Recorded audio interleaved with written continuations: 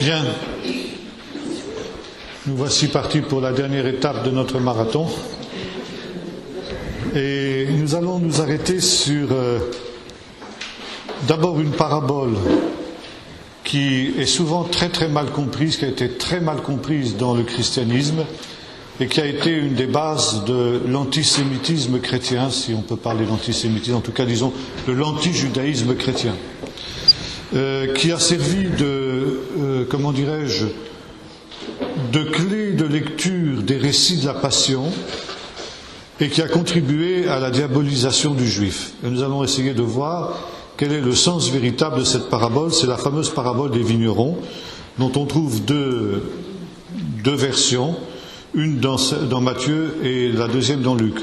Nous allons prendre celle d'après Matthieu parce qu'elle est peut-être celle qui a été le plus, qui portait le flanc davantage à une diabolisation du juif. Donc c'est pendant la dernière semaine que Jésus passe à Jérusalem, après une controverse avec les Sadducéens. Car il y a une chose qu'il faut savoir, c'est que les principaux adversaires de Jésus n'étaient pas les pharisiens, mais les Sadducéens. Les pharisiens avaient une attitude ambiguë vis-à-vis de Jésus. D'abord, Jésus était proche des pharisiens plus que d'aucun autre groupe juif. Jésus appartenait en quelque sorte à, pour dire, le courant majoritaire du peuple d'Israël. Et bien qu'il n'était pas pharisien, il était proche des pharisiens. D'ailleurs, il le dit, les pharisiens sont assis dans la chair de Moïse, faites tout ce qu'ils vous diront de faire. Il y a des controverses de Jésus avec les pharisiens, mais qui sont des controverses halachatiques, ça veut dire sur des détails de l'application de la Torah.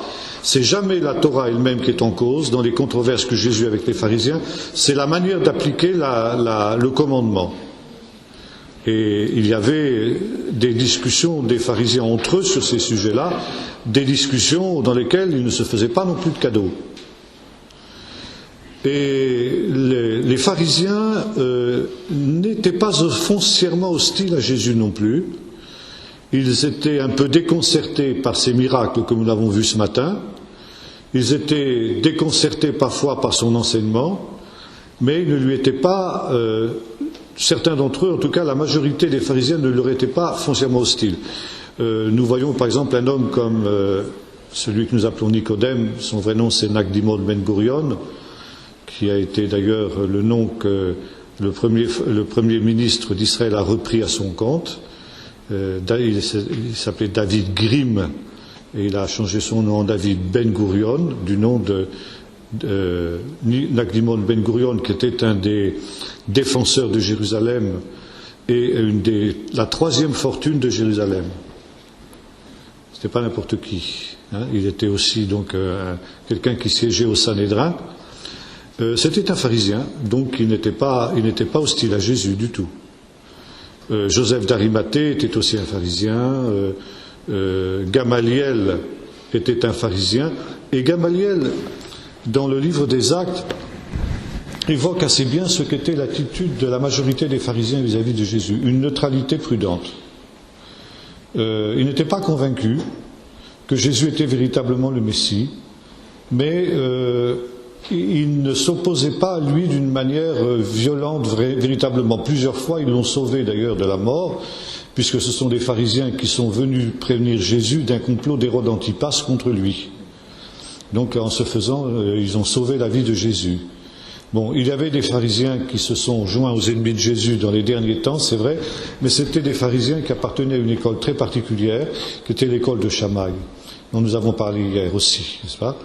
Donc, il est erroné de dire que tous les pharisiens étaient hostiles à Jésus. Par contre, il y avait une catégorie de gens qui étaient véritablement très hostiles à Jésus, alors c'était les Sadducéens. Et les Sadducéens étaient essentiellement l'establishment religieux de Jérusalem, c'est-à-dire essentiellement les prêtres. Les prêtres, les familles de prêtres, et spécialement les grands prêtres, étaient tous Sadducéens. C'était des gens qui étaient corrompus, véritablement corrompus.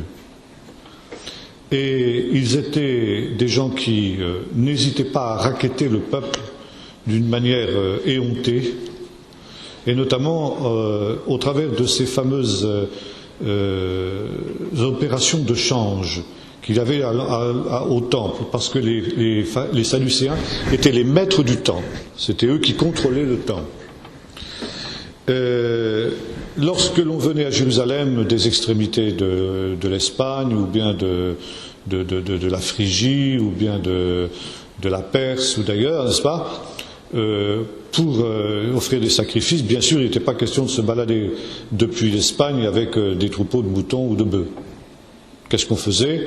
On prenait de l'argent et on achetait sur place à Jérusalem ce dont on avait besoin pour les sacrifices, les animaux.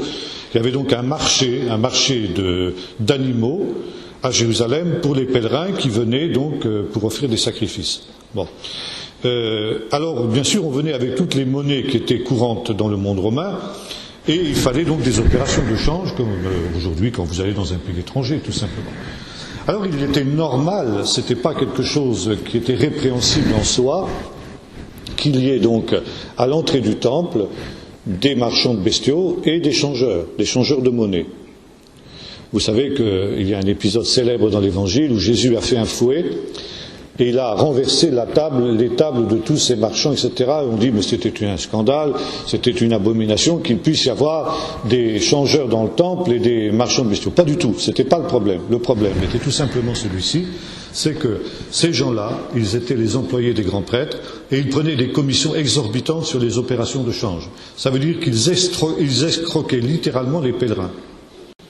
Et c'est contre ça que Jésus a réagi. C'était pas contre le fait qu'il y avait des changeurs ou de monnaie ou des marchands bestiaux, c'était le fait qu'il y avait des commissions exorbitantes qui étaient prises, qui montaient à des 60-75% parfois de l'opération. Alors vous imaginez ce que ça pouvait représenter. Bien. Et en même temps, tout ça, ça allait forcément dans la poche des grands prêtres. Tellement, justement, que les grands prêtres étaient des gens qui étaient haïs par le peuple. On a un témoignage extrêmement probant de cette haine que le petit peuple de Jérusalem nourrissait vis-à-vis des Sadducéens et des grands prêtres dans un quatrain qui se trouve dans le Talmud, qui nous dit ceci: Oilim ibet katros. Il y avait 4 maisons de grands prêtres, essentiellement. Oilim ibet beatos, Oilim ibet fabios et Oilim ibet hanan, c'est-à-dire les 4 maisons de prêtres. Alors je traduis ce quatrain: malheur à moi à cause de la maison de Katros, malheur à moi à cause de la maison de Beatos, malheur à moi à cause de la maison de Hanan, et malheur à moi, la 4e, c'était la maison de Fabios. Bien. Et qu'est-ce que ça veut dire? Ça voulait dire que ces 4 familles de prêtres, de grands prêtres, qui étaient ceux qui contrôlaient à eux 4 l'ensemble du temple et des opérations qui se pratiquaient dans le temple, avaient été, au moment où le Talmud a été rédigé, l'objet d'un châtiment exemplaire de Dieu, qui finalement manifestait ce qu'avait été leur méchanceté et qui semblait à ceux qui ont écrit le Talmud parfaitement justifié. Et c'est après la guerre des 6 jours en 1967, quand un de mes professeurs, le professeur Nachman Avigad, a commencé à faire des fouilles dans le quartier juif de la vieille ville de Jérusalem, qu'on a retrouvé des traces qui confirmaient à fond cette réalité. Parce que le professeur Avigad a mis à jour le quartier hérodien, c'est-à-dire le quartier des grands prêtres, le quartier de l'aristocratie sacerdotale. Vous pouvez le visiter aujourd'hui, ça se visite rarement, c'est une honte que les pèlerins chrétiens ne visitent pas ce quartier hérodien. Moi, je le fais toujours visiter quand j'ai un groupe avec moi, mais on est un des rares groupes de pèlerins chrétiens à le faire. Vous avez là des superbes palaces, alors de toute beauté, qui ressemblent exactement aux maisons de Pompéi, aux maisons de luxe de Pompéi, si ce n'est qu'il n'y a pas de représentation humaine, puisqu'on était ici dans un quartier de juifs religieux. Donc nous n'avons que des décorations symboliques, des motifs géographiques, des choses comme ça. Mais vous avez en particulier, n'est-ce pas, des colonnes de marbre qui sont du marbre importé d'Italie, qui ornent quelques-unes de ces maisons, et qui sont tout simplement des colonnes de marbre qui avaient été importées pour la construction du temple, et que ces messieurs avaient détournées à leurs fins propres. Bon. Et alors, on a trouvé un témoignage absolument bouleversant de ce qui s'était passé. Joseph Flavius, l'historien juif qui nous rapporte les derniers moments de Jérusalem, nous raconte qu'après la chute du temple, le 9e jour du mois d'Av de l'année 70, le quartier hérodien, le quartier des grands prêtres, a résisté encore un mois. C'était une forteresse en soi à l'intérieur de la forteresse de Jérusalem. Donc il a fallu encore un mois aux Romains pour prendre le contrôle de ce quartier. Et donc il y a eu une résistance acharnée, bataille dans ce quartier. Et les fouilles archéologiques ont trouvé les traces des derniers moments de ce quartier juif. Dans la maison d'un des grands prêtres, qui s'appelait Catros, on sait que c'était sa maison parce que on a retrouvé des traces, on a retrouvé des poids de pierre, des poids pour dépeser. Catros était un marchand d'huile. Et on a retrouvé le nom du propriétaire de ces poids inscrit sur les poids, Catros. Donc on sait que c'était la maison de Catros, une des 4 familles sacerdotales qui est mentionnée dans ce quatrain du Talmud que nous avons évoqué tout à l'heure. Et on a retrouvé dans cette maison de Catros des traces d'un incendie, des traces de cendres d'une certaine épaisseur, de plusieurs centimètres d'épaisseur, qui recouvraient donc la maison, qu'on appelle pour cette raison la maison brûlée. Et il y avait notamment dans cette maison une cuisine sur laquelle il y avait encore une table de pierre, sur laquelle il y avait encore de la vaisselle qui était posée. C'est-à-dire que les Romains, la maison a été détruite alors que la maîtresse de maison, enfin disons les femmes qui travaillaient dans cette cuisine, étaient au travail. Elles ont été surprises dans leur travail par la pénétration brutale des Romains. Et notamment, on a trouvé un témoignage absolument bouleversant. À quelque distance de cette table sur laquelle il y avait de la vaisselle qui était encore posée, je pense qu'il devait encore y avoir de la nourriture dedans, mais bien sûr elle a disparu forcément. Il y avait, disons à peu près à 1 mètre 50 peut-être de cette table, il y avait plusieurs javelots. C'est-à-dire que les habitants de cette maison s'attendaient d'un moment à l'autre à l'invasion des Romains. Et la femme qui travaillait dans cette cuisine avait des javelots à sa disposition pour son autodéfense si jamais les Romains pénétraient dans le quartier et dans la maison. Et alors on a retrouvé entre la table de pierre et le javelot un avant-bras, les os d'un avant-bras d'une jeune femme d'une vingtaine d'années. Qui était dans cette position, c'est-à-dire que cette jeune femme manifestement avait été bousculée alors qu'elle essayait d'attraper ses javelots, elle a été bousculée et vous savez quand on tombe, on a ce réflexe, on met la main comme ça en avant. Et on a retrouvé sa main étendue et l'avant-bras qui était en extension comme ça. Et la maison brûlée, quand elle a brûlé, s'est effondrée sur elle, si bien qu'on a retrouvé les os de l'avant-bras intacts. Donc c'était vraisemblablement plutôt une fille de Catros que sa femme, parce qu'elle était jeune. Donc cette jeune femme a été donc tuée au moment de l'invasion des Romains, ce qui justifie ce quatrain du Talmud, malheur à moi, à cause de la maison de Catros. Donc la maison de Catros, comme les 3 autres maisons sacerdotales, avait subi un châtiment exemplaire dont le Talmud s'est fait l'écho quelques siècles plus tard. Alors ça, pourquoi je dis ça? Parce que ça nous explique un petit peu le contexte de cette parabole des vignerons que nous allons lire maintenant dans Matthieu 21, verset 33. Donc Jésus ici a des controverses avec les Sadducéens. D'abord parce qu'il a chassé les vendeurs du temple, et ça évidemment ça a touché de plein fouet le lucratif commerce des Sadducéens, des grands prêtres sadducéens. Et puis, donc, ce sont eux qui posent la question aussi, par quelle autorité fais-tu ces choses? Alors, verset 33 du chapitre 21 de Matthieu, Jésus leur dit, écoutez une autre parabole. Il y avait un maître de maison qui planta une vigne. Il l'entoura d'une haie, il y creusa un pressoir, il y bâtit une tour, puis il la loua à des vignerons et partit en voyage.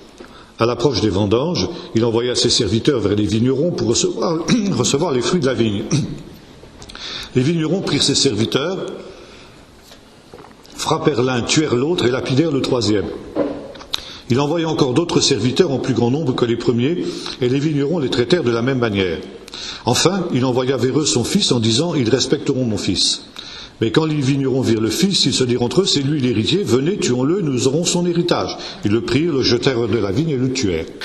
Maintenant, lorsque le maître de la vigne viendra, que fera-t-il à ces vignerons ? Ils lui répondirent « Il fera périr misérablement ces misérables, et il louera la vigne à d'autres vignerons qui lui donneront du fruit en leur saison ».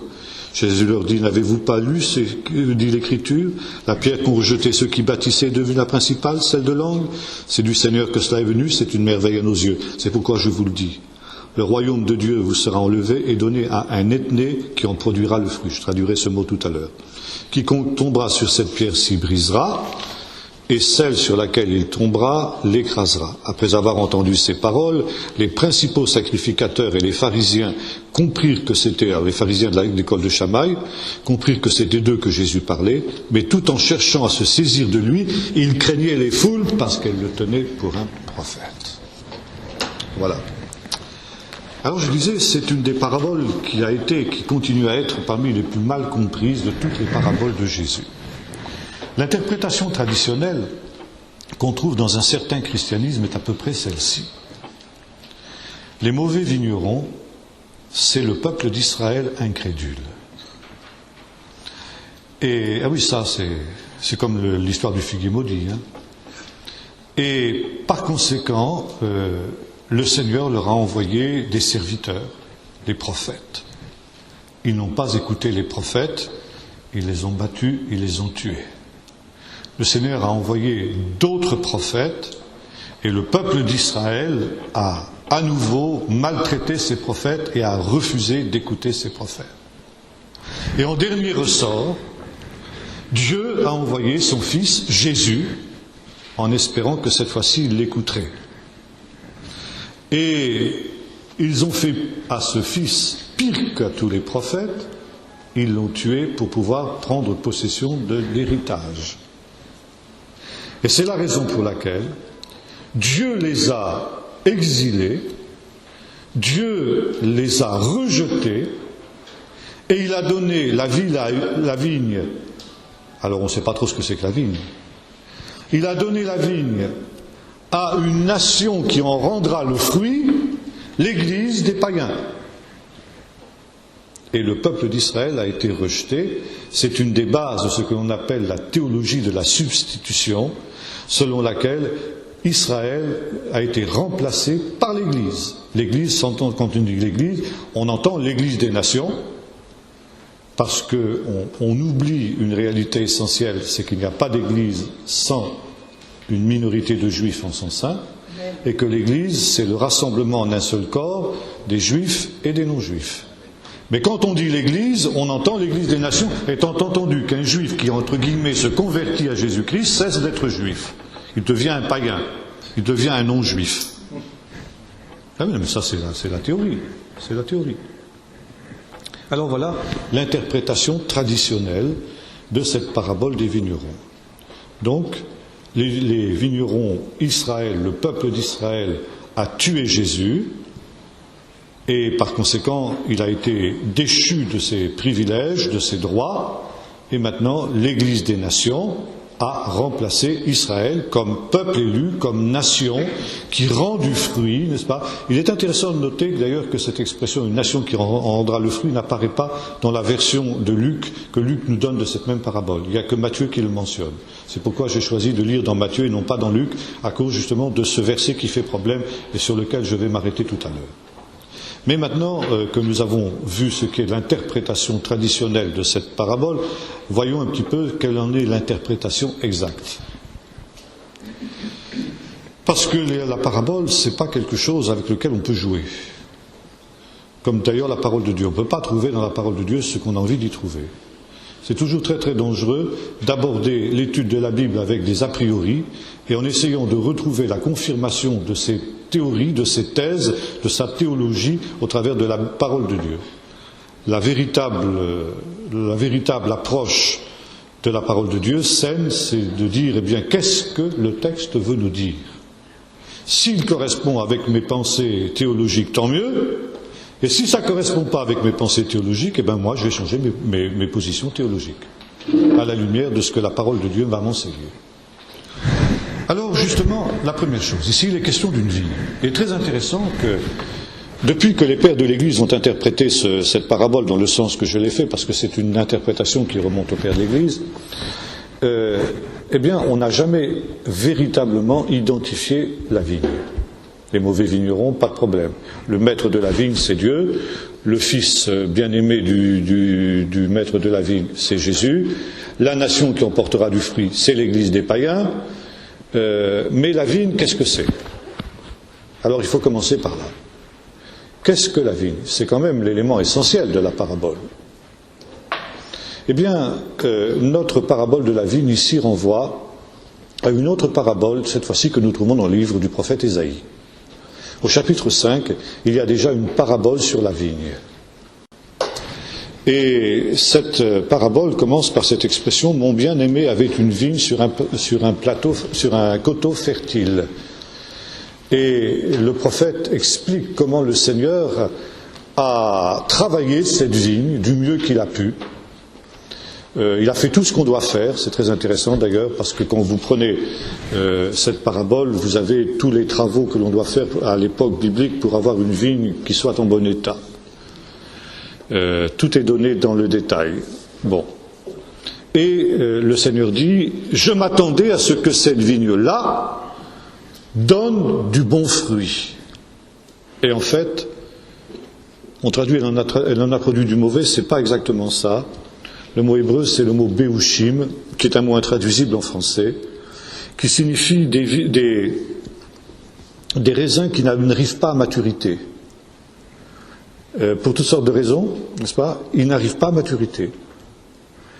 Et de ce fait, ils deviennent sensibles à des maladies de la vigne. Ils sont incapables de résister à ces maladies. Et le prophète nous donne l'explication de cette parabole. Il dit, la vigne du Seigneur, c'est son peuple d'Israël, le plan qu'il chérit, c'est la maison de Juda. Donc, l'assimilation de la vigne est claire dans la parabole d'Ésaïe. La vigne, c'est Israël. Alors pourquoi voulez-vous ici que dans cette parabole, qui manifestement est inspirée de la parabole d'Ésaïe, la vigne signifie autre chose que le peuple d'Israël? Bien. Ce d'autant qu'à partir d'Ésaïe, effectivement, la vigne est devenue le symbole d'Israël. Il y a 3 arbres, ça, il y a une botanique spirituelle biblique, ça serait tout un chapitre passionnant aussi. Je pourrais vous faire tout un séminaire, si vous voulez, sur la botanique spirituelle de la Bible. Mais j'ai fait ça justement à Nice, là, dans l'église de notre sœur. Et Israël est représenté sous forme de 3 arbres, l'olivier, le figuier et la vigne. Et quand ici un sage d'Israël, parmi les nombreuses paraboles qui nous sont parvenues par les rabbins, comme je le disais tout à l'heure, il y a des paraboles où la vigne est mentionnée comme étant le symbole d'Israël. Et quand on disait dans une parabole, eh bien, il est question d'une vigne, tout le monde comprenait immédiatement que cette vigne, c'était Israël. Et quand Jésus ici a commencé à parler d'une vigne, un maître de maison planta une vigne. Pour tous les auditeurs, c'était évident que la vigne dont il était question, c'était Israël. Dieu, le maître, donc un homme ici, un maître de maison, planta une vigne. Dieu a donc planté Israël. Il l'a entouré d'une haie, creusa un pressoir, il bâtit une tour. Exactement les termes qu'on trouve dans la parabole d'Ésaïe 5. Il la loua à des vignerons et partit en voyage. Ah, maintenant alors, qui sont les vignerons? Eh bien, nous avons la réponse à la fin de la parabole. Jésus dit ceci, c'est pourquoi je vous le dis, le royaume des cieux de Dieu vous sera enlevé, bon, etc. Après avoir entendu cette parabole, les principaux sacrificateurs, les grands prêtres et les pharisiens, comprirent que c'était d'eux que Jésus parlait. Les mauvais vignerons se sont reconnus immédiatement dans ce que Jésus a voulu dire. Et ils ont eu des sentiments meurtriers à son endroit. Tout en cherchant à se saisir de lui, ils craignaient les foules parce qu'elles le tenaient pour un prophète. Ça veut dire qu'ils ont été empêchés dans leur mauvais dessein par la foule qui voulait protéger Jésus. Et ça, c'est très intéressant aussi. Parce que quand on nous dit que le peuple d'Israël a rejeté Jésus, eh bien nous voyons là que c'est faux. Et que les grands prêtres ont été empêchés dans leur dessein meurtrier par la foule. C'est redit ensuite dans les 3 versions des synoptiques de la Passion. Les grands prêtres s'assemblent en disant qu'il faut éliminer Jésus avant la fête de Pâques, mais pas pendant la fête pour qu'il n'y ait pas d'émeute parmi le peuple. Ça veut dire qu'ils craignaient une émeute populaire. Et toute la passion de Jésus s'est produite dans le plus grand secret. Un procès bâclé expédié à toute vitesse pour que, avant que la foule ait eu le temps de se remettre, eh bien, Jésus soit éliminé. C'était ça, le plan des grands prêtres. Il fallait surtout que ça se fasse à l'insu de la foule, parce que la foule aurait protégé Jésus contre les grands prêtres. Ils étaient même prêts, laisse entendre le texte du Nouveau Testament, la foule était prête à se soulever contre les Romains et contre les grands prêtres pour protéger Jésus de leur dessein meurtrier. En tout cas, c'est ce que les grands prêtres craignaient. Alors vous voyez qu'on est loin de l'idée d'un peuple d'Israël qui, le jour des rameaux, criait « Hosanna, béni soit celui qui vient au nom du Seigneur » et qui, le vendredi saint, criait « Crucifie-le ». D'ailleurs, la salle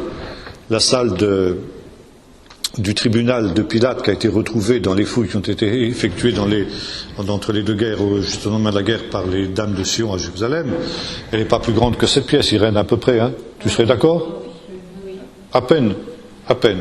Alors vous voyez, c'est tout le peuple d'Israël qui pouvait être rassemblé là ? Non, c'était les clients des grands prêtres qui étaient là pour crier ce qu'on leur demandait de crier, ce pourquoi ils étaient payés pour crier. Et le peuple d'Israël a été placé devant le fait accompli. Bien. Donc ici, qui sont les vignerons ? Je reviens à notre question, c'est clair. La parabole ne nous permet absolument pas de nous tromper sur l'identité des mauvais vignerons. Les mauvais vignerons, ce sont les grands prêtres. En effet, les grands prêtres sont l'establishment spirituel du peuple, ça veut dire ceux qui ont la responsabilité spirituelle du peuple d'Israël, comme les vignerons avaient la responsabilité de la vigne. Donc Dieu a confié à ces sadducéens et à ces pharisiens qui leur étaient associés la responsabilité spirituelle du peuple d'Israël. Et voilà, Jésus ici va subir le sort des prophètes. Le sort des prophètes, c'était devenu quelque chose d'assez stéréotypé dans le judaïsme de l'époque de Jésus. Et il y avait notamment un prophète qui était le prototype de tous les autres prophètes, c'était le prophète Jérémie.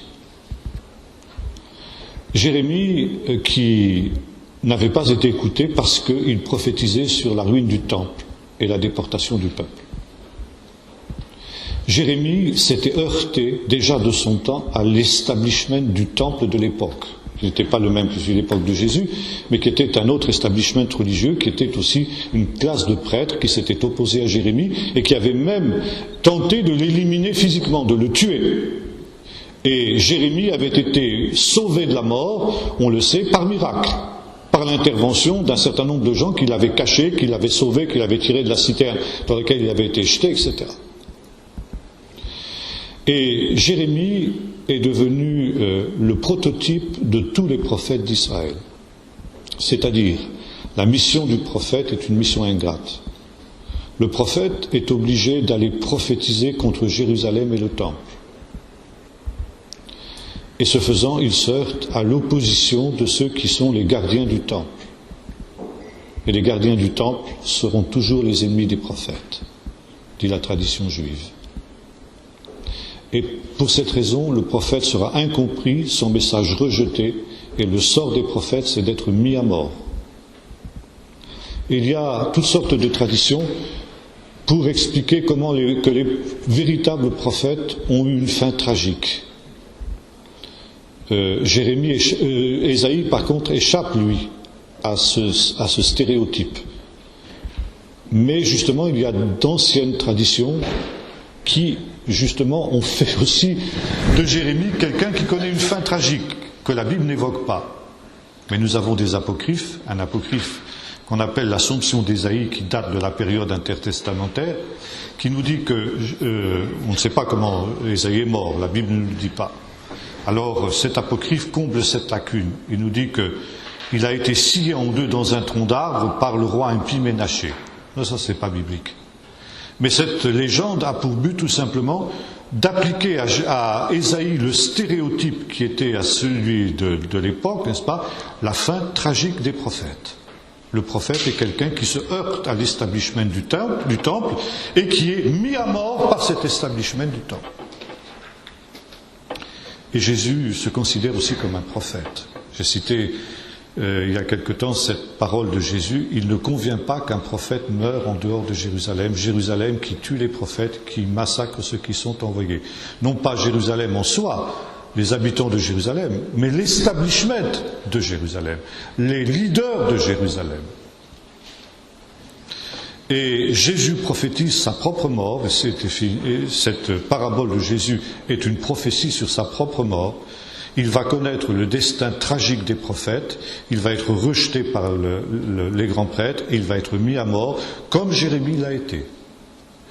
Et Jésus se compare au prophète Jérémie, il entre à Jérusalem le jour des rameaux en pleurant sur Jérusalem. Jérusalem dont il est obligé d'annoncer la destruction comme Jérémie l'avait fait. Et l'on sait que là, chaque fois que Jérémie a dû annoncer la ruine de Jérusalem, il l'a toujours fait en pleurant. Jésus est en quelque sorte le prolongement des prophètes d'Israël qui ont prophétisé avec larmes la destruction du temple, et Jésus n'échappe pas à cette nécessité qui le peine, qui l'attriste au plus haut point, parce que Jésus aime Jérusalem et il aime le temple est la maison de son Père, il s'y sent chez lui, n'est-ce pas ? Et pourtant il est obligé, comme tous les prophètes, d'annoncer la ruine du temple. Et il sait que cette ruine du temple sera précédée de sa propre ruine, de la main de ceux qui sont les gardiens du temple. Et c'est ce qu'il annonce dans cette parabole. Les vignerons prirent ses serviteurs, les prophètes, les frappèrent et lapidèrent les autres. Ici, il y a une réminiscence à ce stéréotype qui existait à l'époque de Jésus du destin tragique des prophètes. Il envoya encore d'autres serviteurs, d'autres prophètes en plus grand nombre que les premiers, et les vignerons les traitèrent de la même manière. Enfin, il envoya son fils en disant « Ils respecteront mon fils », mais quand ils le virent, ils diront « Tuons-le », etc. Maintenant, quand le maître de la ville viendra, que fera-t-il de ces vignerons ? Ils répondirent « Il fera périr misérablement ces misérables ». Et il me semble entendre, quand Jésus a dit cette parole, les applaudissements de la foule. Cette foule qui haïssait les grands prêtres. Il fera périr misérablement ces misérables. Ça veut dire, Jésus annonce un châtiment particulier sur les grands prêtres à cause de la responsabilité qui sera la leur dans ce qui va se passer. Et nous avons vu que le Talmud confirme cette prophétie de Jésus, l'accomplissement de cette prophétie de Jésus. Flavius Joseph le rapporte aussi, et puis les récentes fouilles qui ont été effectuées par les archéologues israéliens que je le citais tout à l'heure confirment que ces gens-là ont bien été l'objet d'un châtiment particulier. Flavius Joseph nous dit que le massacre et les ravages qui ont été effectués dans ce quartier des grands prêtres de Jérusalem, ce quartier de l'aristocratie sacerdotale a été tel que les cadavres de ces gens-là sont restés sans sépulture pendant des jours, tellement que les chiens mangeaient les cadavres, nous dit Flavius Joseph, ce qui évidemment pour un juif est un outrage supplémentaire. Et voilà ce qui est arrivé aux grands prêtres, de telle manière que le peuple tout entier a pu savoir qu'ils étaient l'objet effectivement d'un châtiment spécial de Dieu, d'un jugement spécial de Dieu, comme Jésus l'avait annoncé. Et alors il le louera à d'autres vignerons qui lui donneront les fruits en leur saison. Ah, d'autres vignerons. Il donnera la vigne à d'autres vignerons. Ça veut dire, il donnera Israël à d'autres vignerons. Alors maintenant, il nous faut identifier, maintenant que nous avons identifié les premiers vignerons, dans la personne des grands prêtres, il nous faut identifier les nouveaux vignerons. Quels sont-ils? Alors Jésus cite ensuite la prophétie du psaume 118. La pierre qu'ont rejetée ceux qui bâtissaient est devenue la principale, celle de l'angle. C'est du Seigneur que cela est venu, c'est une merveille à nos yeux. Alors on interprète toujours cette prophétie en disant Jésus parle de lui-même. Il est la pierre rejetée, c'est vrai, mais je crois qu'il y a plus encore. D'ailleurs, c'est pas seulement moi qui crois ça c'est quelque chose que j'ai appris du professeur Floussel, c'est pas moi qui l'ai trouvé. Les vignerons, la pierre rejetée, c'est aussi les nouveaux vignerons. Les premiers vignerons, les grands prêtres, ont rejeté l'ethné qui doit les remplacer. Ethné qui est traduit par nation. C'est pourquoi je vous dis, le royaume de Dieu, ça veut dire la domination, le règne. Ils dominent. De la part de Dieu, ils ont reçu cette mission de Dieu de dominer sur le peuple d'Israël. Cette domination sur le peuple de Dieu vous sera enlevée par Dieu et donnée à une ethnie qui en produiront du fruit. Et là, il n'est pas du tout question de l'Église. Pour une bonne et simple raison, c'est que l'Église n'a jamais régné sur Israël. Et nulle part, il n'est dit que l'Église régnera jamais sur Israël. Alors, qui sont les nouveaux vignerons? Alors, vous avez un texte tout à fait intéressant dans l'Évangile de Luc au chapitre 22.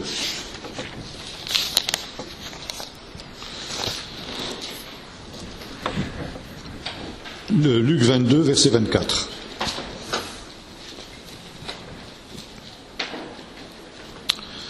C'est un épisode qui a lieu le soir de Pâques, c'est-à-dire pendant le repas pascal.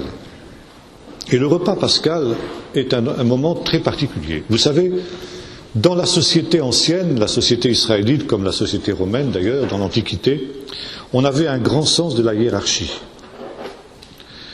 Et notamment un très grand respect des parents, c'est ce qui est écrit d'ailleurs dans la Torah, une des 10 paroles, honore ton père et ta mère, bien. Si bien qu'un repas familial se pratiquait toujours de la même manière.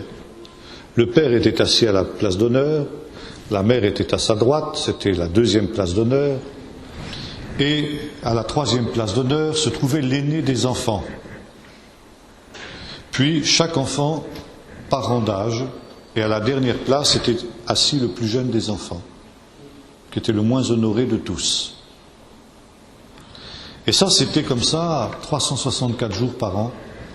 Il y avait un seul jour dans l'année où ça changeait. C'était le jour de Pâques, le soir de Pâques. Le soir de Pâques, tout était bouleversé. Au lieu d'être assis à table, comme le représentent par exemple les tableaux célèbres tels que la scène de Vinci, dont on a beaucoup parlé avec le fameux Vinci Code de Dan Brown. Ça c'est les apôtres et Jésus n'étaient pas assis à table. Ils étaient couchés sur des lits d'apparat comme l'étaient les aristocrates romains. Parce que ce jour-là, chaque juif était un grand personnage. Parce que la Pâque est l'image de la venue du royaume de Dieu. D'ailleurs, il y a cette tradition, jusqu'à aujourd'hui dans le judaïsme, que le Messie viendra à Pâques, ce qui a été le cas d'ailleurs, puisque Jésus s'est manifesté à Pâques. Alors donc, on avait une table qui était une table basse, qui était en forme de U. Et sur une des branches du U se trouvait la place d'honneur, la place du père de famille, qui s'allongeait accoudé sur le coude gauche, comme ça. Imaginez que je sois allongé. Et on plongeait la main dans le plat, comme ça, qui était sur la table, et on la ramenait à la bouche. Et alors, à la droite du père de famille, qui trouvait-on? le plus jeune des enfants. Il était assis à la place d'honneur, ce qu'on appelle dans le sein du Père. Vous vous souvenez de ce texte de Luc 16 où il est question de ce pauvre Lazare qui après sa mort était couché dans le sein d'Abraham. Ça veut dire qu'il était à la place d'honneur à côté d'Abraham, dans le banquet eschatologique. Lui qui était le dernier, il était maintenant à la place d'honneur, dans le sein d'Abraham. Être dans le sein du Père, c'était être à la place d'honneur, juste à la droite du Père quand on était sur des lits d'apparat. Puis venait la mère de famille, à la gauche, et puis ensuite les enfants, mais par ordre d'âge inversé. Le dernier, c'était le plus grand. Il était de l'autre côté du U. Et le soir de Pâques, c'était Pierre qui occupait cette position. Tandis qu'à la droite de Jésus, qui avait-il ? Jean, le plus jeune, qui était couché sur le sein de Jésus. Pourquoi ? Parce qu'il était comme ça. Et vous savez, ça veut dire que le soir de Pâques, le plus important des enfants, c'est le plus jeune. D'ailleurs, c'est le seul qui a le droit de parler à l'époque de Jésus. C'est pourquoi quand Jésus dit à ses disciples, un de vous me livrera, surprise, stupéfaction parmi les disciples, et ils voudraient poser la question, qui c'est ? Mais ils ne peuvent pas, parce qu'ils n'ont pas le droit de parler. Et voilà, il y a Pierre. Alors Jean, il est sur cette partie du U, si vous voulez, et Pierre, il est de l'autre côté, il lui fait vis-à-vis. Et Pierre, il dit, demande qui c'est. Et Jean qui est là, il se penche vers Jésus comme ça, parce que Jésus est à sa gauche. Et bien sûr, il rencontre la poitrine de Jésus. Seigneur, qui est-ce ?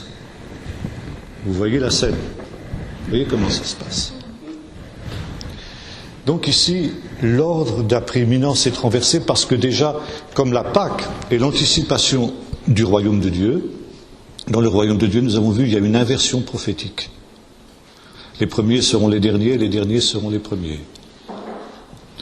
Et voilà ce que nous dit ici l'évangéliste Luc au chapitre 22, verset 24. Pendant cette soirée de Pâques, il s'éleva parmi eux une contestation. Lequel d'entre eux devait être estimé le plus grand ? Ah ! Comment se fait-il ? Et Jésus leur dit, les rois des nations les dominent et ceux qui ont autorité sur eux se font appeler bienfaiteurs. Il n'en est pas de même parmi vous. Mais que le plus grand soit parmi vous comme le plus jeune et celui qui gouverne comme celui qui sert.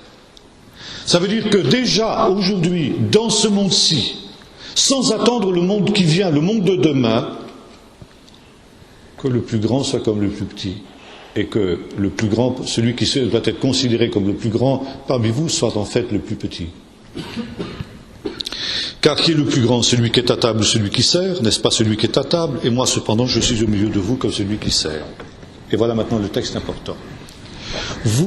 Vous êtes ceux qui avez persévéré avec moi dans mes épreuves. C'est pourquoi, écoutez bien, c'est pourquoi je dispose du royaume en votre faveur, comme mon Père en a disposé pour moi. Et je reviens à notre texte de Matthieu tout à l'heure, n'est-ce pas? Matthieu 21. C'est pourquoi le royaume de Dieu vous sera enlevé et donné à une ethnie, à un groupe qui en rendra du fruit. Le royaume de Dieu vous sera enlevé à vous les grands prêtres. Et moi, Jésus, dans la nouvelle dispensation qui vient, je dispose du royaume en votre faveur, pour vous. Et maintenant, écoutez encore la suite. Afin que vous mangiez et buvez à ma table dans mon royaume, et que vous soyez assis sur 12 trônes, pour juger les 12 tribus d'Israël. Le royaume vous sera enlevé à vous les grands prêtres, et donné à une ethnie qui en rendra du fruit. Quelle est cette ethnie? Les 12. Les 12. Pourquoi sont-ils 12 à votre avis? Pourquoi sont-ils 11 et pas 13? Parce qu'il y a 12 tribus au sein du peuple d'Israël. Et vous serez, lors de la venue du royaume de Dieu, dit Jésus ici, vous serez assis sur 12 trônes pour juger les 12 tribus d'Israël. Et le mot juger en hébreu n'a pas simplement une consonance juridique, ça a aussi une signification politique, gouverner. Il est question, il y a un livre qu'on appelle le livre des juges. Et quand vous lisez le livre des juges, vous constatez, Shoftim, ce n'est pas des gens qui occupent une fonction judiciaire, mais une fonction de leadership. C'est pas tout à fait juste de traduire d'ailleurs par juge, il faudrait traduire par leaders, tout simplement. Mais on n'a pas ce mot en français de toute façon. Pardon ? Gouverneur ? Oui, gouverneur. On n'a pas vraiment de mot en français, c'est ça le problème. Hein. Mais disons, en anglais, peut-être qu'on pourrait traduire plus que par leader, par rulers. Rulers. Voilà comment je traduirais moi en anglais. Hein. To rule, diriger, conduire, rulers. Bon, donc ici, 12 trônes. Maintenant, qu'est-ce que nous retrouvons ? Nous retrouvons ça aussi dans le livre de l'Apocalypse. Qu'est-ce que nous voyons dans l'Apocalypse, chapitre 21-22 ? La nouvelle Jérusalem qui descend du ciel. Et voilà, elle a 12 fondements, qui sont les 12 apôtres de l'agneau. Et elle a 12 portes sur lesquelles il y a le nom des 12 tribus d'Israël. Ça veut dire, un apôtre est associé avec une tribu. Vous serez assis sur 12 trônes pour juger les 12 tribus d'Israël.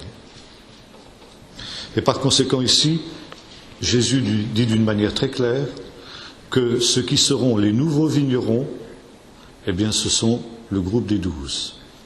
Le groupe des 12 qu'il a préparé pour cette fonction. Or, justement le problème, c'est que les 12 aussi sont la pierre rejetée. Car pour l'heure, qui sont les 12 aux yeux du peuple d'Israël ? Rien. Insignifiant. Zéro, ils n'existent pas.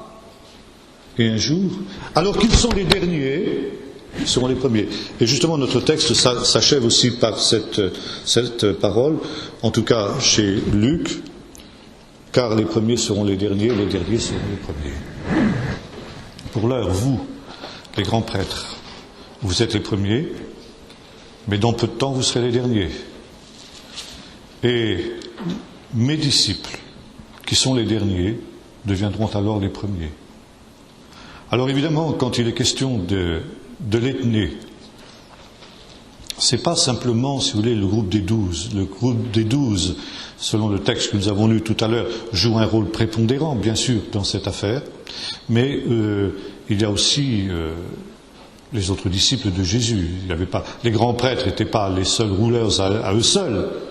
Ils avaient une kyrielle de gens qui étaient à leur service, de gens subalternes.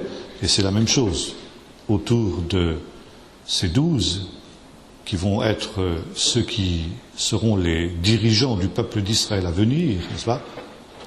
Eh bien, il y aura aussi les autres disciples. Et là, nous retrouvons justement les béatitudes dont nous avons parlé hier. Heureux les pauvres en esprit, car le royaume des cieux est à eux. Ah. Nous retrouvons ici l'idée du royaume des cieux. Le royaume vous sera enlevé, à vous, et il sera donné à une ethnie qui en rendra du fruit, qui pour le moment sont les derniers, mais qui sont les premiers à ce moment-là. Les doux et humbles de cœur, c'est eux qui posséderont le royaume, l'autorité. Dans le monde nouveau, dans la Jérusalem qui sera reconstruite au temps de la fin, quand le Seigneur rassemblera son peuple dans son royaume, qu'il rétablira le royaume d'Israël et qu'il rebâtira le temple. Car ce temple qui va être détruit, ici, comme résultat de cette inimitié, de cette iniquité des grands prêtres, sera reconstruit par le Messie au dernier jour. Et donc il y a aussi ces pauvres, ils posséderont ce royaume. Les affligés, les endeuillés de Sion dont nous parlions ce matin, alors à ce moment-là, ils connaîtront la consolation qu'attendait Siméon, qu'attendaient les chassidim dont nous avons parlé ce matin, qu'attendaient Chana et les autres, n'est-ce pas ? Les doux, les humbles, ils posséderont la terre. C'est très intéressant, ça c'est un texte qui est tiré du psaume 37. Psaume 37 qui est aussi tout entier dans l'esprit des béatitudes. Et on retrouve ce texte à Qumran avec une petite variante. Il nous dit ceci, ils posséderont, les doux, les humbles, posséderont la terre à venir. Et il y a une autre version, toujours à Qumran, de ce texte, qui nous dit ceci, les doux, les humbles, posséderont la haute montagne d'Israël. Ça veut dire, la haute montagne d'Israël, c'est une allusion à Ésaïe 2, au temps de la fin, la montagne du temple s'élèvera au-dessus de toutes les autres collines et toutes les nations y afflueront. Ça veut dire, ils régneront sur le temple, les doux, les humbles. Au temps de la fin, quand le Seigneur aura rassemblé son peuple dans son pays, ces doux posséderont la haute montagne d'Israël. Ça veut dire la montagne du temple, ils posséderont le temple. C'est eux qui contrôleront le temple. Ça veut dire qu'ils auront remplacé ces Sadducéens corrompus. Et ce sera une nation qui en rendra le fruit, parce qu'eux ne seront pas corrompus. Ils seront justes, ils seront fidèles, parce qu'ils auront appris l'humilité pendant tout ce temps où ils auront été dans l'ombre. Voyez-vous, ici, c'est la continuité des béatitudes. Il y a une unité dans l'évangile de Jean, parce que finalement les béatitudes annoncent ce qui est ici annoncé dans la dernière des paraboles que Jésus prononce avant sa mort. Et cette prophétie qui est sur sa propre mort, sur la ruine de Jérusalem et sur la reconstruction de Jérusalem au temps de la fin. Parce que justement, là, il est clairement annoncé, la reconstruction de Jérusalem, la pierre rejetée. Ça veut dire ce peuple des humbles et des doux de cœur, ce peuple des pauvres en esprit, deviendra celui qui va être associé à cette gloire de Jérusalem qui sera rassemblée, qui sera reconstruite, et le temple qui sera rebâti. Ils en seront les administrateurs, comme aujourd'hui le sont les Sadducéens, qui eux n'en rendent aucun fruit. Et là, il y a aussi un autre texte très intéressant que nous trouvons dans le livre des Actes, Actes chapitre 1er, verset 4.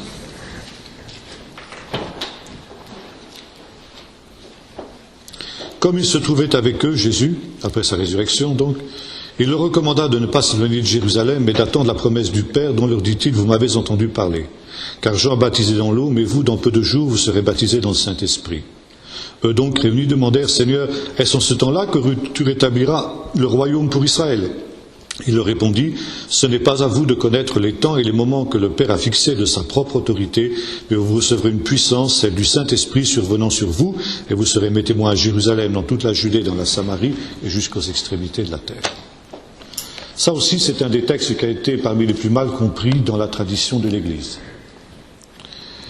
Quand j'étais en Angleterre, à l'école biblique, il y a de cela très longtemps, je me souviens d'un commentaire, dans un commentaire biblique, sur ce chapitre 1er du livre des Actes. C'était un collège biblique pentecôtiste. Et vous pensez bien que ce texte était un des textes favoris. Vous recevrez la puissance survenant sur vous, vous serez mes témoins jusqu'aux extrémités de la terre. Vous avez tous entendu parler de ce texte, vous avez tous entendu des magnifiques prédications sur ce thème, j'en suis certain. Par contre, on s'arrête moins souvent sur la suite. Rabbi, est-ce en ce temps-là que tu rétabliras le royaume d'Israël ? Alors justement, ce commentaire à l'école biblique qui m'avait frappé à cette époque-là disait à peu près ceci. C'est pas les termes exacts, bien sûr.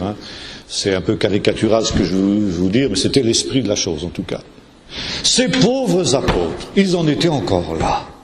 Ils étaient encore imbus de tous les préjugés juifs, que Jésus allait rétablir un royaume matériel.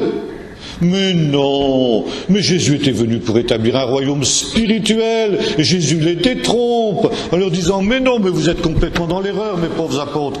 Le royaume que je vais établir, c'est un royaume spirituel. D'ailleurs, c'est tellement vrai que vous allez recevoir le Saint-Esprit, et vous serez mes témoins jusqu'aux extrémités de la terre. Mon royaume, il est spirituel, voyons, comprenez bien ça. Est-ce que c'est pas un peu l'interprétation qui est un peu partout aujourd'hui, ça ? Et là, je citerai ce qu'on a appelé le bon pape Jean 23. Quand il n'était encore que nonce apostolique à Paris, en 1948, quand a éclaté la première guerre israélo-arabe. Il n'était pas encore Jean 23, à cette époque-là, il s'appelait simplement le cardinal Roncalli. Et à Paris, où il était donc nonce apostolique, c'est-à-dire ambassadeur du Vatican finalement, il rencontrait un universitaire israélien, le premier universitaire juif qui ait écrit un livre non hostile à Jésus. C'était la première fois qu'on écrivait en milieu juif un livre favorable à Jésus. Il s'appelait le professeur Yosef Klausner, qui a été le maître de mon professeur à Jérusalem, le professeur Flusser. C'est de la bouche du professeur Flusser que je tiens cette anecdote. Et alors que la guerre faisait rage, dans cette réception où le cardinal Roncalli a rencontré le professeur Klausner, il lui a dit ceci: « J'espère que les nations vont vous aider à accomplir le testament spirituel de Jésus. » Et un peu surpris, le professeur Klausner a dit « C'est quoi le testament spirituel de Jésus ?» Et le cardinal Roncalli a répondu « Les dernières paroles de Jésus qui nous sont rapportées dans la Bible, dans le Nouveau Testament. » Et c'est quoi ces dernières paroles de Jésus ? Et le cardinal Roncalli a cité ce texte. « Rabbi, est-ce en ce temps-là que tu rétabliras le royaume d'Israël ?» Et Jésus a répondu « Ce n'est pas à vous de connaître les temps et les moments que le Père a fixés de sa propre autorité. » Et le cardinal Roncalli a dit ceci: ce sont les dernières paroles de Jésus, et les dernières paroles d'un homme sont les plus importantes, n'est-ce pas? Et qu'est-ce que Jésus a voulu dire? Qu'il avait bel et bien l'intention de rétablir le royaume d'Israël. Le problème n'était pas de savoir si Jésus allait rétablir ou non le royaume d'Israël, c'était une évidence pour Jésus comme pour les apôtres. C'était simplement, la seule restriction, c'était de savoir à quel moment. Et Jésus a laissé entendre que ce ne serait pas si rapide que ça, parce qu'il fallait d'abord que l'évangile soit annoncé jusqu'aux extrémités de la terre, ça ne pouvait pas se faire en 15 jours. Mais il a laissé entendre qu'il allait rétablir au temps de la fin, dans un temps que seul le Père connaissait, le royaume d'Israël. Et par conséquent, reconstruire le temple et restaurer les 12 apôtres dans leur autorité sur ce temple rénové, sur ce peuple d'Israël restauré et rassemblé dans son pays au temps de la fin. Jean 23, le futur Jean 23, avait bien compris cette parole de Jésus, contrairement à tous les théologiens qui l'avaient précédé. Il en avait donné l'interprétation juste et l'interprétation exacte. Jésus rétablira le royaume d'Israël et rebâtira le temple pour une bonne et simple raison. C'est qu'on attend du Messie dans le judaïsme, pour le reconnaître comme tel, deux choses. Tout le monde peut se dire Messie en Israël. Ce n'est pas un crime. Jamais personne n'a été mis à mort en Israël parce qu'il s'est dit Messie, Jésus y compris. Jésus n'a pas été mis à mort par les Juifs parce qu'il s'est proclamé Messie, il a été crucifié par les Romains parce qu'il s'est proclamé Messie, parce que pour les Romains, se proclamer Messie c'était un crime, c'était une rébellion contre César. C'était un crime pour les Romains, pas un crime pour les Juifs. Il y a eu des dizaines de faux Messies en Israël. Encore aujourd'hui, si vous allez à Jérusalem aujourd'hui sur les autobus, vous voyez des grandes affiches avec un certain Menachem Katnelson, avec dessus le Messie. Il y a un individu qui s'est proclamé Messie il y a quelques années de ça, il s'appelait Menachem Katnelson. Il y a des gens qui croient qu'il est le Messie. Très bien. On peut dire qu'on est le Messie. Il faut le prouver, c'est tout. C'est plus difficile. Moi, j'ai rencontré il y a quelques années de cela un Messie. Il avait sur sa carte de visite, comment il s'appelait, Ben David, quelque chose comme ça, je ne sais plus un prénom quelconque. Ben David le Messie. Au moins, il annonçait la couleur. Et je me souviens, un pasteur de mes amis qui discutait avec lui, qui essayait de le coincer, parce qu'il n'y croyait pas, bien sûr. Et puis l'autre se défilait, il avait réponse à tout, c'était un malin. Et il a coincé de la manière suivante, je vais vous faire rire un peu. Il a dit, mais alors, quand est-ce que vous allez venir chercher votre épouse? C'est-à-dire votre église, bien sûr. L'autre a dit, ah oui, bientôt, elle s'appelle Madeleine, elle habite à Paris. Bon, c'était fini, c'était plus la peine de discuter. Voilà. Bon, donc chacun peut se dire Messie, celui-là, c'était un doux illuminé comme il y en a constamment.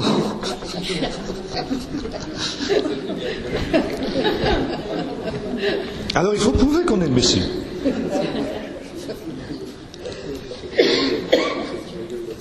Comment on va prouver qu'on est le Messie? De deux manières. Il y a deux signes par lesquels on reconnaîtra le Messie. Il rassemblera les exilés d'Israël et reconstruira le temple, et il ressuscitera les morts. Quand quelqu'un fera ça, on saura qu'il est le Messie. Et nous avons vu ce texte l'autre jour où il nous est dit qu'au temps de la fin, quand la plénitude des païens sera rentrée, eh bien la totalité d'Israël sera restaurée, rétablie. Le professeur Flusser disait, si Jésus remplit les conditions pour être reconnu comme Messie par le peuple d'Israël, il n'y aura aucun problème. Le peuple entier croira que Jésus est le Messie.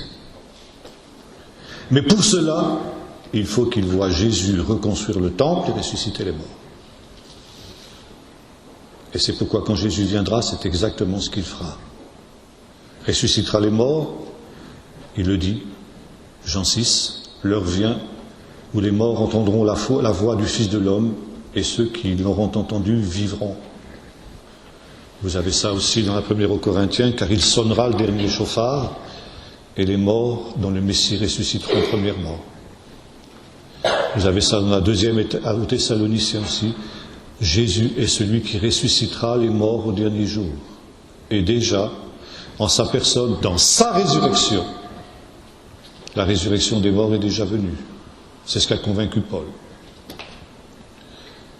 Et Jésus a dit aussi, vous savez, c'était une des accusations qui a été portée contre lui dans son procès, qu'il allait détruire le temple et le reconstruire en 3 jours. Jésus n'a jamais dit qu'il allait détruire le temple, il a simplement dit « Détruisez ce temple et moi je le reconstruirai en 3 jours ». Alors il parlait du temple de son corps, nous dit l'apôtre Jean, oui, mais au-delà, il parlait aussi du temple de Jérusalem, que pour remplir sa fonction de Messie, il se doit, selon la vision hébraïque, il se doit de reconstruire. Et quand il est question ici de rétablir le royaume d'Israël, pour les apôtres, ce rétablissement d'Israël passait bien évidemment par la reconstruction du temple. C'était même pas la peine de le mentionner, pour nous c'est nécessaire parce que nous ne savons pas ces traditions-là, mais pour les apôtres c'était une évidence, Jésus allait reconstruire le temple. Alors voilà cette parabole surprenante, cette parabole qui est toute une prophétie de ce que sera le ministère de Jésus. Ministère des prophètes, ministère donc incompris, qui se traduit par le destin tragique des prophètes, la mort, et aussi la résurrection des prophètes, parce qu'on croyait que les prophètes ressusciteraient les premiers au dernier jour. Et donc Jésus a accompli ce destin.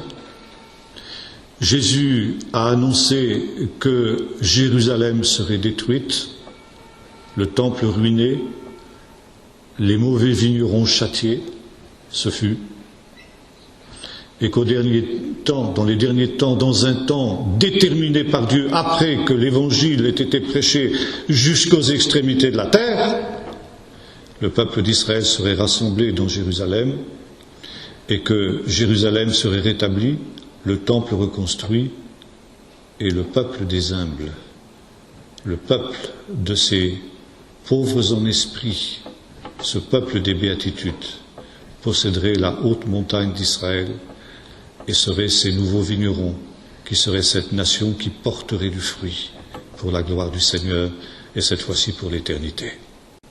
Voilà ce que je voulais dire au sujet de cette parabole qui clôture aussi notre réflexion rapide, bien sûr, parce que justement elle nous montre non seulement Jésus dans son enseignement, mais aussi Jésus dans sa mission future. La mission qu'il a accomplie, mais sa mission future, n'est-ce pas? Revenir sur les nuées du ciel avec puissance et gloire pour rétablir Jérusalem et le temple et faire en sorte que ce peuple de ceux qui marchent avec lui, de ses disciples véritables, eh bien, soit associés à sa gloire, soit associés à son règne. Il est très intéressant de noter que l'on retrouve cette notion dans le livre de l'Apocalypse, dans la lettre à une des églises, c'est Philadelphie si je ne m'abuse. Celui qui vaincra s'assiera sur son trône, je lui donnerai de paître les nations avec une verge de fer. Ça veut dire que ce règne que les apôtres vont recevoir sur 12 trônes d'Israël est maintenant partagé par tous les disciples du Seigneur dans le livre de l'Apocalypse, même si c'est évidemment sous l'autorité des apôtres. Mais nous sommes associés à son règne, n'est-ce pas? La couronne du vainqueur, les vainqueurs sont ce peuple qui rendra du fruit et qui sera établi aussi sur la Jérusalem future, aussi avec des gens des nations qui seront associés. Ça veut dire que nous pouvons l'être si nous persévérons jusqu'au bout et nous devenons à notre tour des vainqueurs. Voilà, il reste un bon quart d'heure pour des questions si vous en avez. Voilà, oui, alors, notre sœur là-bas, oui. La plus proche du dernier passage, les 12 tribus d'Israël, il y aura 12 trônes pour les disciples, enfin pour les apôtres, et qui jugeront les 12 tribus d'Israël. Alors je ne sais pas si quelque chose m'a échappé, mais nous, les païens, par qui serons-nous jugés? Par qui serons-nous jugés? Par le Seigneur lui-même. Par le Seigneur. Alors, comme je dis tout à l'heure, il ne faut pas ici prendre le mot juger au sens juridique. Il faut prendre au sens de leadership.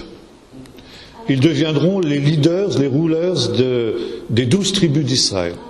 C'est dans ce sens-là. Ce n'est pas un sens juridique. Attendez, quelqu'un a posé une question avant, là, quelqu'un avait levé la main?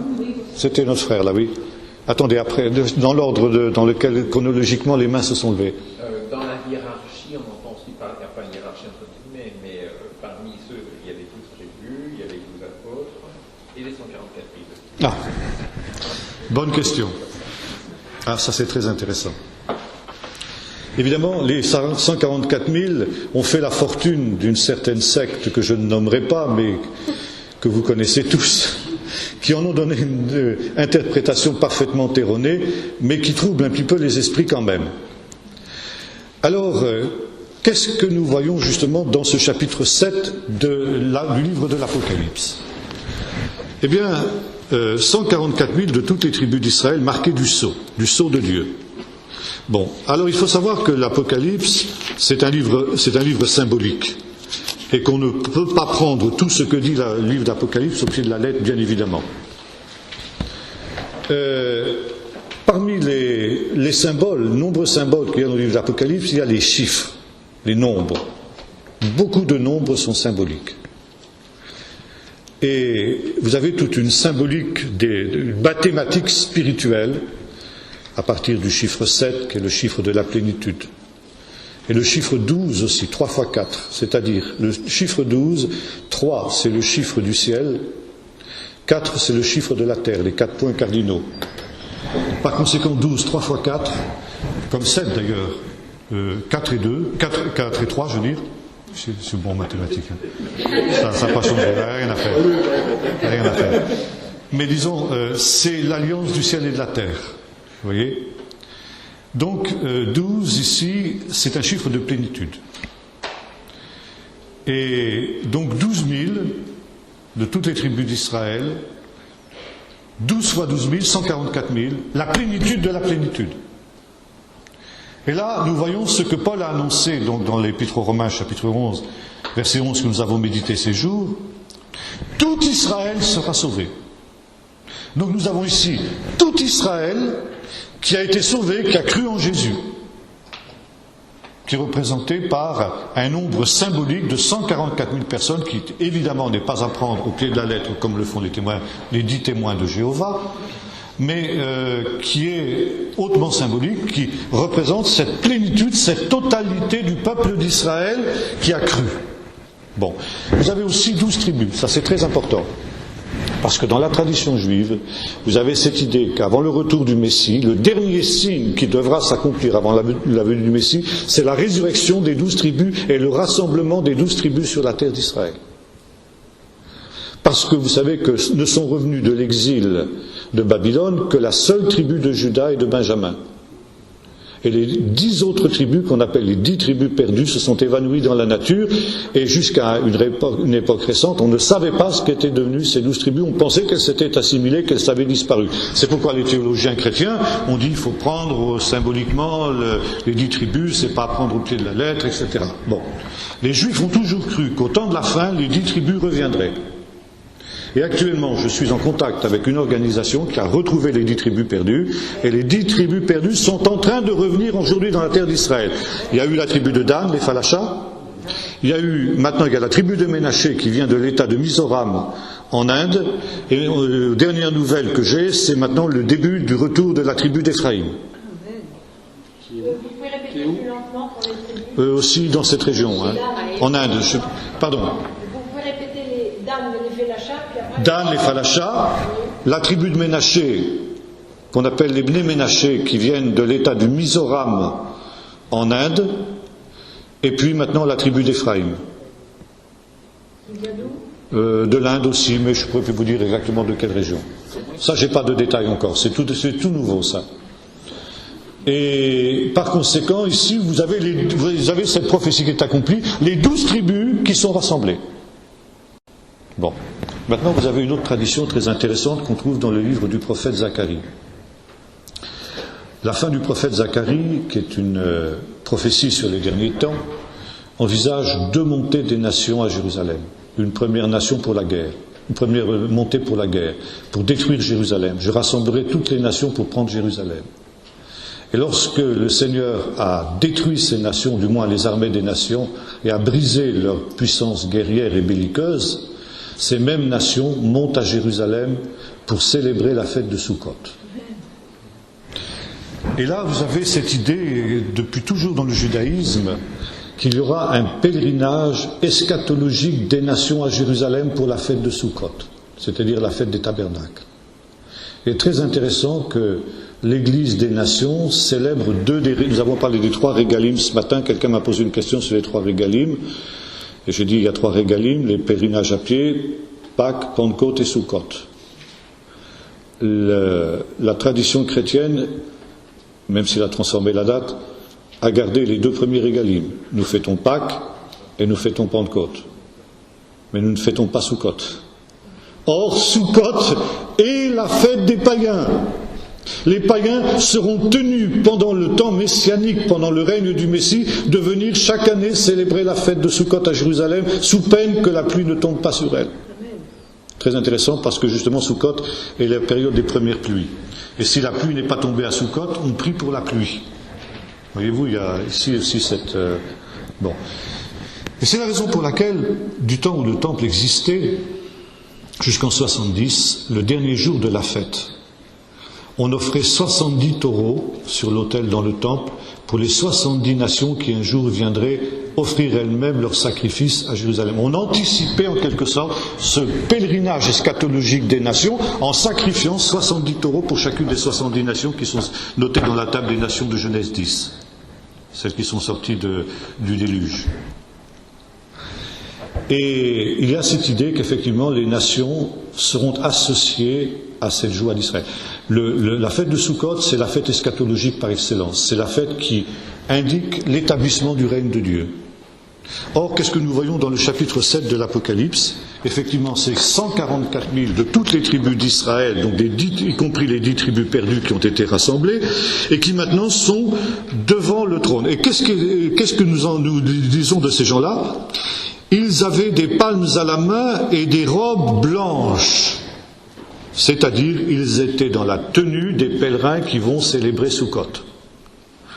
Les palmes à la main, c'est ce qu'on appelle en hébreu le lulav, c'est-à-dire les 4 espèces de Sukkot qui sont caractérisées essentiellement par la branche de palmier. Et par conséquent, qu'est-ce que nous avons ici?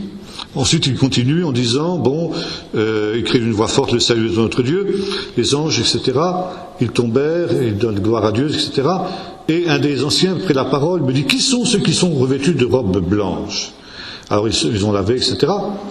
C'est pourquoi ils sont devant le trône de Dieu, ils lui rendent un culte jour et nuit.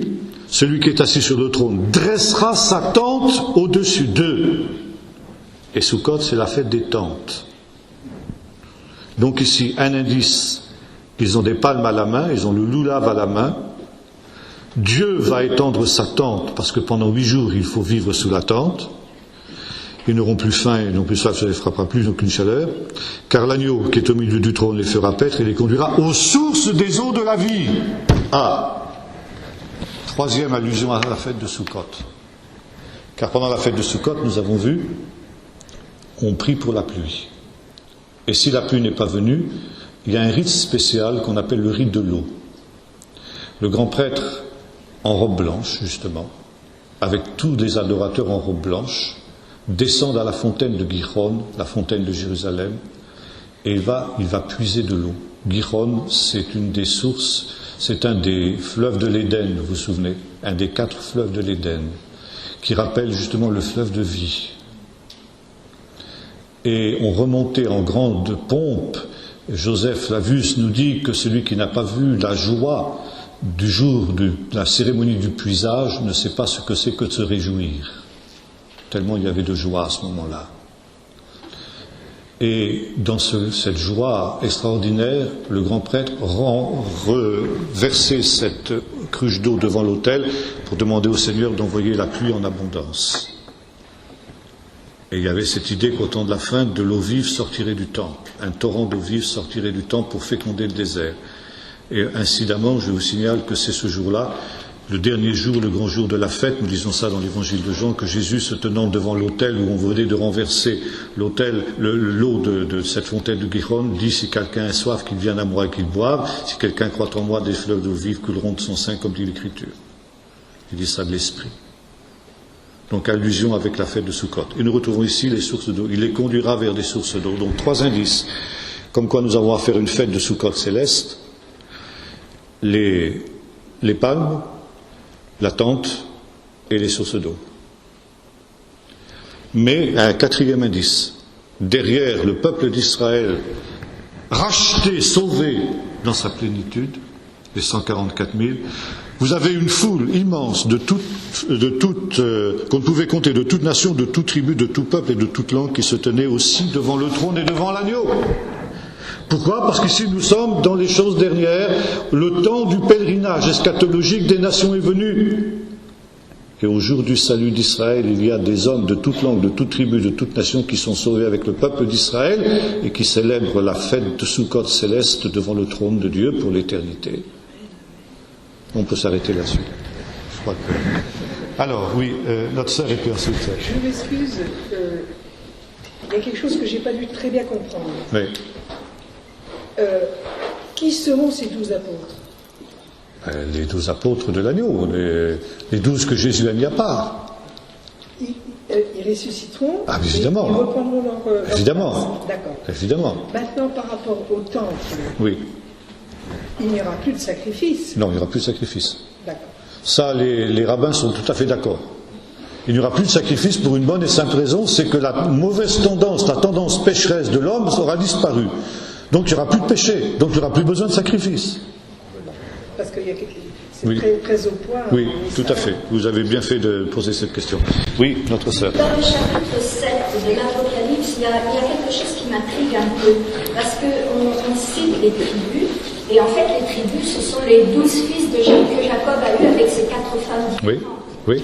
Mais on ne voit pas Dan, non. qui est quand même un des fils, oui. mais il est remplacé par Manassé. Comment est-ce qu'on peut expliquer ça ? Je ne sais pas. Là, je vous dirai pas. Je vous dirai pas. L'interprétation des pères de l'Église est celle-ci, c'est que Dan, dans la bénédiction de Jacob, est qualifié de serpent. Et par conséquent, dans l'antisémitisme de l'Église ancienne, il y avait cette idée que l'Antichrist serait un juif et qu'il sortirait de la tribu de Dan. L'idée que l'Antichrist soit un juif est absolument antibiblique, car dans les prophéties de Daniel, c'est évidemment un non-juif. Par conséquent, cette explication ne me semble pas du tout tenir la route. Maintenant, j'en ai aucune autre à proposer de meilleure. Effectivement, tout le monde a noté que la tribu de Dan n'y était pas. Maintenant, la tribu de Dan est une tribu assez particulière. La tribu de Dan est, d'après la tradition, elle a été la première à s'exiler. Et elle s'est exilée au moment du schisme. parce que la tribu de Dan n'a pas voulu participer à une lutte fratricide entre le royaume du Nord et le royaume du Sud. Et il y a cette idée dans le judaïsme que ces gens-là se sont exilés en Éthiopie. Et effectivement, cette tradition était juste, puisqu'on a retrouvé, des siècles plus tard, contre toute attente, à partir du XIXe siècle, on a retrouvé les fameux Falachas, qui ont été identifiés par le grand rabbin Ovadia Joseph comme étant les descendants de la tribu de Dan. Et c'est à ce titre qu'ils ont été la première des 10 tribus, et ça c'est cohérent aussi avec la tradition juive, comme ils ont été les premiers à s'exiler, ils seront aussi les premiers à revenir. La deuxième tribu qui a été exilée, c'est la tribu de Ménaché, donc elle sera la deuxième à revenir. Et c'est exactement ce qui est en train de se produire. Alors voilà, la tribu de Dan, c'est une tribu particulière. Oui. Question historique. Vous pouvez nous expliquer pourquoi le jour de Pessah, l'ordre changeait? Alors pourquoi est-ce que pour Pessah, l'ordre changeait? Bien parce que Pessah est l'image de l'établissement du royaume de Dieu. Comme je l'ai dit tout à l'heure. Historiquement, c'est-à-dire... Non, prophétiquement. Prophétiquement, il y a cette idée que le Messie viendra à Pâques. Pourquoi? Pâques est l'image de la libération, la fête de la libération. Il y a eu une première Pâques, il y aura une deuxième Pâques. Nous avons vu hier qu'on croit dans le judaïsme que, puisqu'il y a eu une première libération, il y aura une deuxième libération qui suivra les mêmes étapes que la première. Par conséquent, le début de la libération, ça a été Pâques. Le jour de Pâques, le peuple d'Israël est sorti libre de l'esclavage.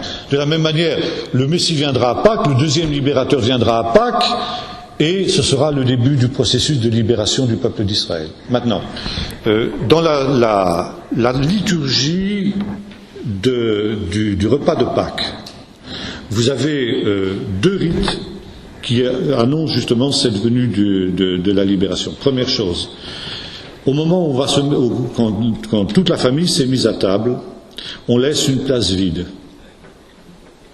Et cette place, c'est la place du prophète Élie. Car il y a cette idée que le soir de Pâques, l'année où viendra le Messie, le prophète Élie passera dans toutes les maisons des Israélites pour annoncer que le Messie vient. Par conséquent, on laisse une place vide pour le cas où le prophète Élie viendrait. Et non seulement on laisse une place vide, mais on laisse une coupe spéciale à laquelle on ne touche pas, parce qu'il y a 4 coupes à Pâques. Nous pensons toujours qu'il y a une seule. Si on lisait bien Luc, on saurait qu'il y en a au moins une deuxième, parce que Luc mentionne 2 coupes, il est le seul à le faire. En réalité, il y avait 4 coupes. Bon. Une à laquelle on ne touchait pas, c'était la coupe d'Élie. Ça veut dire qu'on n'en boirait que lorsqu'Élie serait venu. Et avant de commencer la cérémonie, on envoie toujours le plus jeune des enfants dehors, pour voir si le prophète Élie ne vient pas. Et au cas où le prophète Élie serait là, on invite le prophète Élie à rentrer. Pourquoi? Parce qu'il y a cette espérance que le Messie viendra. Et c'est pourquoi la nuit de Pâques est une nuit qui anticipe la venue du royaume de Dieu. Et dans le royaume de Dieu, comme nous l'avons vu tout à l'heure, les premiers seront les derniers et les derniers seront les premiers. Et c'est la raison pour laquelle, effectivement, ce jour-là, et ce jour-là seulement, dans l'ordre normal des choses, il y a une rupture, et les premiers sont les derniers, le plus jeune enfant est à la place d'honneur, et le plus grand, celui qui est honoré d'habitude, est à la dernière place. J'ai encore une autre question. Oui. C'est quelque chose que j'ai lu, mais je ne me rappelle plus où c'est placé. Jésus, avant de partir à l'Ascension, dit au revoir à ses disciples, disant que j'ai une autre... C'est pas une tribu, mais j'ai d'autres personnes à aller voir. Des personnes à aller voir. Je vois pas très bien. Je vois pas très bien quel texte biblique. Jésus avant son ascension aurait dit j'ai d'autres personnes à aller voir, mais moi je connais pas de texte qui dans ce sens-là. Alors, pourquoi? C'est parce que c'est quelqu'un qui m'avait expliqué que c'était pour expliquer l'existence des musulmans entre guillemets en disant que il y avait quelques. Non, mais je vous dis c'est tiré par les yeux. Ah oui, non, mais ça, c'est les légendes musulmanes, n'est-ce pas, qui sont là pour falsifier la Bible. Hein. Et c'est quand même aberrant de voir actuellement que ces légendes sont en train de gagner. Il y a quelques jours de ça, chez un marchand de journaux, j'ai vu une revue une revue qui titrait ceci, sensationnel, Jésus avait un sosie qui a été crucifié à sa place. Bon, mais ça c'est exactement la doctrine de l'islam. Et voilà maintenant que dans notre Occident post-chrétien, on est en train de porter crédit à ces légendes islamiques et les présenter comme des faits historiques sensationnels, révélés dans les derniers temps, etc. etc. Enfin, c'est minable. C'est minable. Alors non, il n'y a pas... Non. Alors oui, effectivement, je vois comme vous faites allusion dans... Je ne sais pas si c'est dans le Coran ou dans les hadiths, c'est-à-dire dans la tradition orale musulmane, il y a cette idée que Jésus donc a été substitué, il n'a pas été crucifié, donc on lui a substitué un sosie, et il est allé annoncer la venue du Paraclétos, qui n'est autre que le prophète Mahomet. Alors, à dormir debout. Oui, notre sœur. Oui, je voudrais poser une question tout à l'heure à propos des vignerons, des nouveaux vignerons, les 12 nouveaux vignerons. Est-ce que Jésus ne faisait pas référence aux différentes églises chrétiennes, comme chez les catholiques qui disent qu'ils suivent Pierre, enfin, l'église de Pierre, l'église de André, Non, je ne pense pas. Est-ce que Jésus, quand il parlait des nouveaux vignerons, ne faisait pas allusion aux églises, aux différentes églises catholiques, orthodoxes, protestantes et tout ce qu'on voudra? Non, je ne pense pas. Je ne pense pas, parce que Jésus ici se situe dans le contexte du judaïsme. Et par conséquent, les nouveaux vignerons ne peuvent être autre chose que des juifs. Alors, qu'il y ait ensuite des non-juifs qui soient associés au règne de ce groupe, ça oui. Mais je dirais en tant qu'associés, pas en tant qu'acteurs principaux de l'affaire, quoi. Hein. Oui. Il reste que les 12 symbolisent l'Église.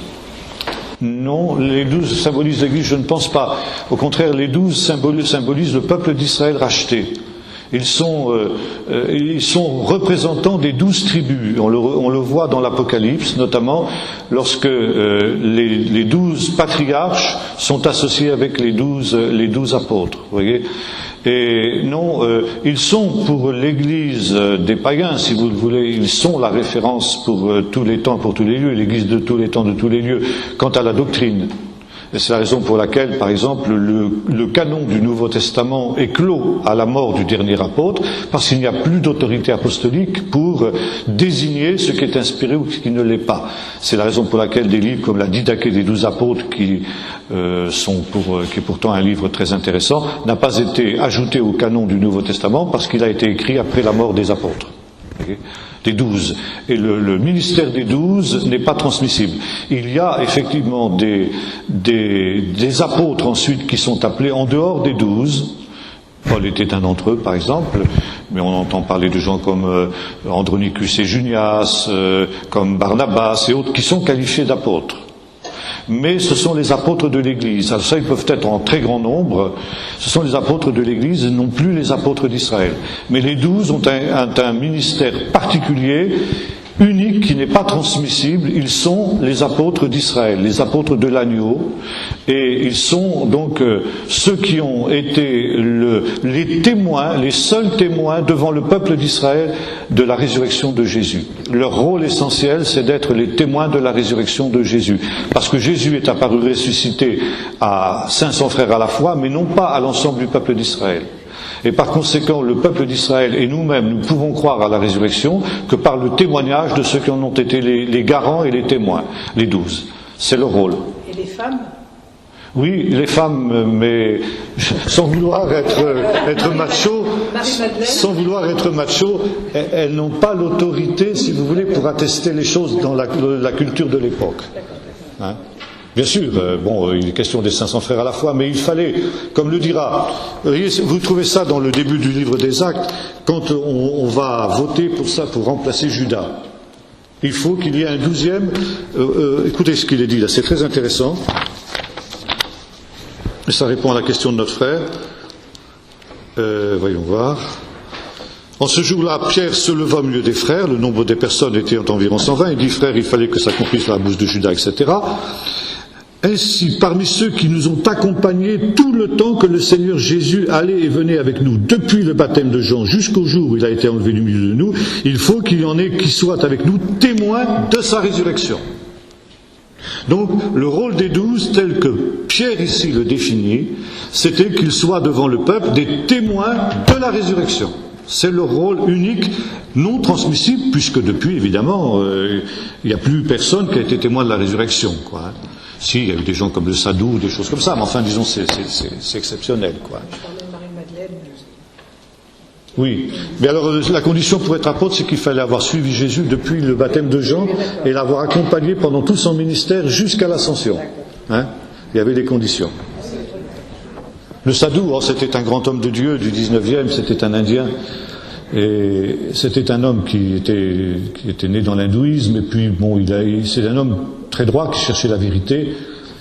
Et finalement, il avait été déçu de l'hindouisme, il était prêt à se suicider, il avait laissé une lettre à ses parents, il était décidé à se jeter sous un train qui passait devant chez lui à, je sais plus, 4 heures du matin, un truc comme ça. Et juste au moment où il allait mettre à exécution son idée, le Seigneur lui est apparu, mais en chair, c'est-à-dire non pas dans une vision, parce qu'il a eu de nombreuses visions après, il a dit là je l'ai vu comme Paul l'a vu, quoi, hein, et il a été envoyé donc à un ministère très particulier en Inde, ministère extraordinaire. Il y a un livre là-dessus, je vous recommande de le lire si vous avez l'occasion. Qui s'appelle Le Sadhu Sundar Singh, tout simplement. Le Sadhu Sundar Singh. Oui, non, mais je pense qu'il ne doit plus être édité, mais ça vaudrait le coup d'en faire des photocopies, hein, parce que c'est un livre vraiment irremplaçable.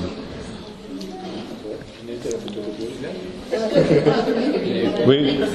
Est-ce que je pourrais dire quelque chose concernant le 12 tribus? Oui, je vous en prie. C'est anecdotique, mais quand même, c'est important. Je n'ai pas mes papiers, donc je ne peux pas donner les références, mais dans l'Ancien Testament, les 12 tribus sont plusieurs fois dites. Oui. Et ce n'est pas toujours les mêmes. Non.